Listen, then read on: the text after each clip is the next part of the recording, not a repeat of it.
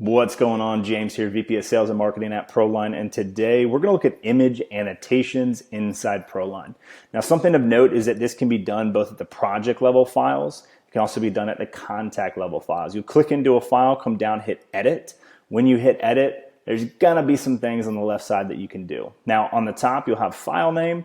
We can always revert back to the original. We can save it, or we can cancel the edits that we're making here. If we look at crop first, on the bottom, you'll have the ability to change the aspect ratio. We can go ahead and either cancel that crop, or we can apply it.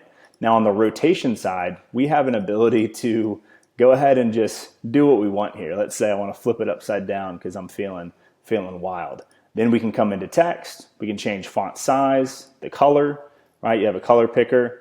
And we can slide this around just like you could any kind of other color. We could also change the font weight, normal or bold. Type in, this is a cool house.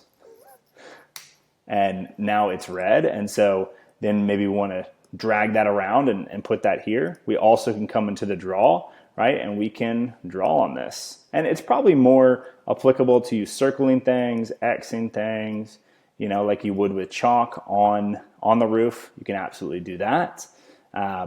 We can come in here on the shape size. We can control the shape width and height, the stroke of like the edges of it, right? Do we want it to be a fill color? Do we want it to be transparent?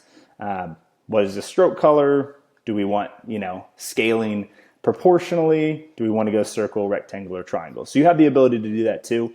And then on the icon side, you can also go an arrow or a cancel icon. And then of course, dynamically scale that. Maybe we just hate this picture and for whatever reason, we want to go a big X. I'm being a little silly, but you do have the ability to use any of these. And if at any point, any of this doesn't make sense for what you want to do on this photo, all you need to do is you can either hit back, so we can go back, edit, undo essentially, one undo at a time. If you're like, let's just start over, we hit revert.